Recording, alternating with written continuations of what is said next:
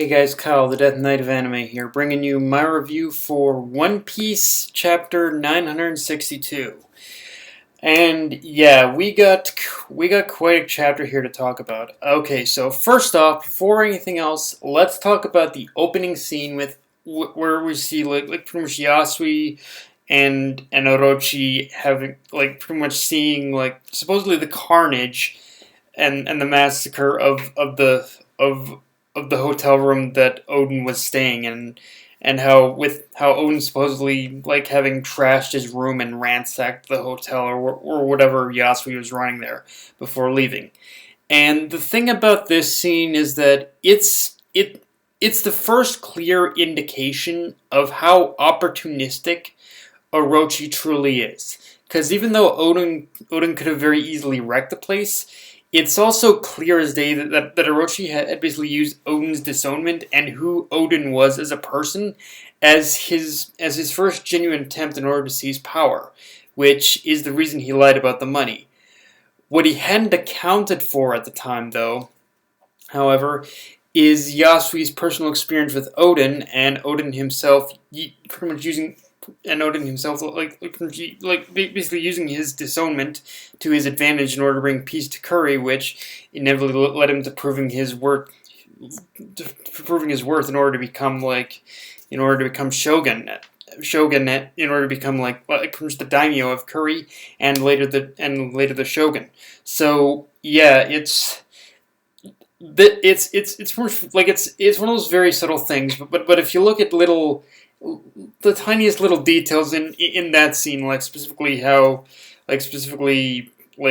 inner basically Yasui, the way that Yasui talks to Orochi, and the way and his inner monologue, you can clearly tell it was the first time that Orochi was basically trying to seize power.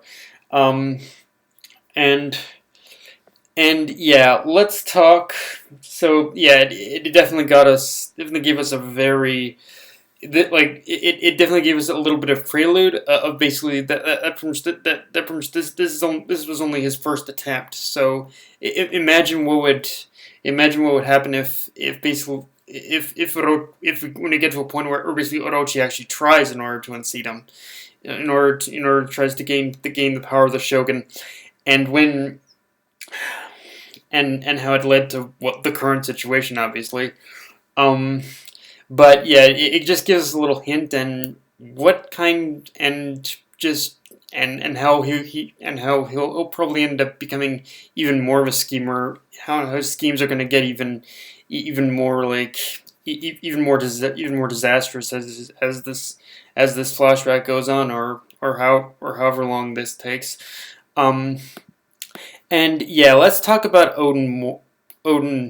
Let's talk about Oden. How Oden more or less was pretty much saving Curry from its bloody reputation. Because what Oden did in this chapter of uniting Curry under his banner and bringing peace to it definitely gives new perspective to his disownment and the reason why he took his disownment in such stride.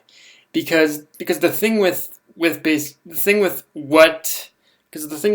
basically what Oden did in this chapter is Oden was even before his disownment, Oden was perfectly aware that his father had actually failed as a daimyo and as a leader.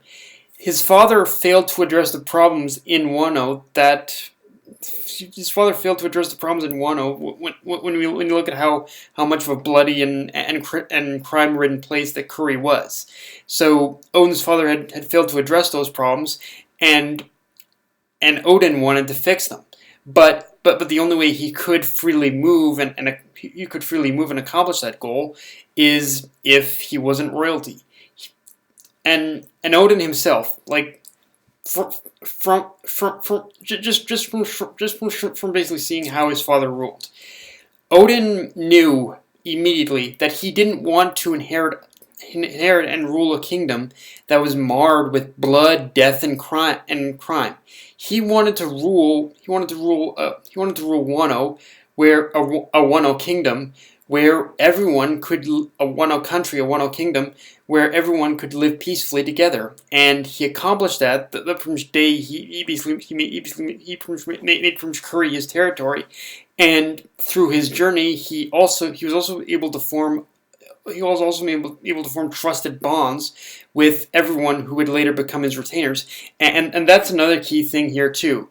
He this chapter, it gave us a lot of insight into that basically Oden, and we got a lot of insight with previous chapters on this too, but this kind of affirmed to us that Oden was the type of person who, if he pretty much he basically didn't want to be around anyone he didn't trust. He didn't trust any of the retainers his father had basically assigned him. He only trusted those he basically knew. So, and that's how like pretty much Kinemon and all of them, they ended up becoming his retainers because pretty much because he had personal experiences with these people. He he formed trusted bonds with them. That's which is the only thing he needed in order. Which is the only thing he needed in order to trust them, in order to be his retainers. And so yeah, because they were his trust in his retainers is the only way he would only listen to any retainers if he had a trusted bond with them of some kind. Which there's that too. Now we get a pretty Now, aside from that, though, we also get a pretty interesting reveal with this chapter, and that's which is that Izo, the 16th Division commander of the Whitebeard Pirates, is also Kikunojo's older brother. And while not a direct, and while we didn't get from exclusive direct reveals on anything I'm about to say, this, just with this reveal alone, it actually reveals so much of what of basically how events had played out in the past. Because between this reveal and with Oden's journal entries in this chapter, it does reveal a lot to us about Oden's time as a division commander aboard Whitebeard's ship. The first and foremost being that I'm pretty sure that with the reveal of Izo being like pretty much Kikunojo's older brother, I think this in itself reveals to us that basically during his time as a division commander, he was, I think Oden was specifically the previous 16th division commander, and after he left Whitebeard's ship, Izo at some point pretty much took over that spot as the 16th Division commander of Whitebeard's crew out of respect for Oden.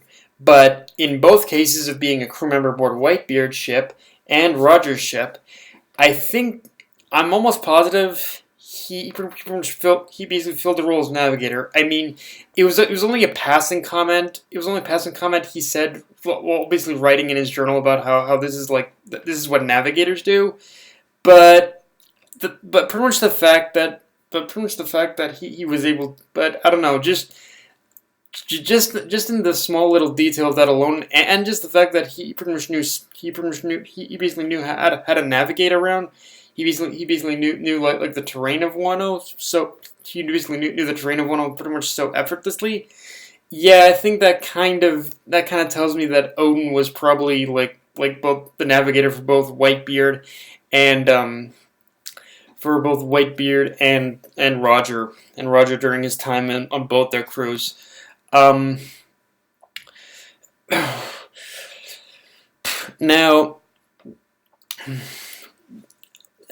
and at the and we, how much, and you know what? Now this is me just kind of going off on a limb here, but at some point during the transition between being on Whitebeard's ship and going to be on Roger's ship, at some point, how much you want to bet that Oden either up and left Whitebeard's crew and later joined Roger at some point, or he had an encounter with Roger while a part of Whitebeard's crew and just jumped ships on the spot from there. I don't know. Yeah, I don't know why. It's really just it's just a little bit of a wild theory at my point, but considering who Oden is as a character at this point, I don't know, just kind of something of basically him sporadically like pretty much switching crews on the dot like that. It just kind of feels so in character with who we've gotten to know of who Oden is as a character. Um, Now, one thing I will say about this chapter is I'm a little bit sour. I'm a little bit sour that we didn't get to see the full glory that was the fight between Ashura and Oden. But I do gotta appreciate that Oden still used the aftermath as a means to show us just how much of a massacre it was. And it's one of those times where I think that's pretty much generally all we need to as well. Um, Now, let's talk a little bit about the end of this chapter, where we pretty much see where we pretty much where we get introduced to the pretty much last member of the where we pretty much get introduced to where we get introduced to the last the where we get introduced to the last member who would later become one of Odin's retainers. And on top of that, we basically also see some people wash up on shore. Um, and again, I can't say for certain, but I think this was probably the start of where it kind of began. I think this was it basically says who are these it says who are these two that have washed up on shore. And yeah, I don't know for sure, but like it's it's it's possible they're probably like members of the just from that little middle panel. It's obvious that they're probably a part of the probably members of one of the remaining members of the Rocks Pirates crew, and probably had joined Whitebeard or something at that point. But yeah, I think that those two, whoever those two are, it's definitely the start of how Odin probably ended up becoming his of how Odin's pirate life began. I think. Um, but yeah, guys, that's my review. If you enjoyed the video, like, comment, subscribe. Follow me on Twitter, Facebook, and Illustrator Crunchyroll. Dead Knight of Anime, signing off. Later, guys.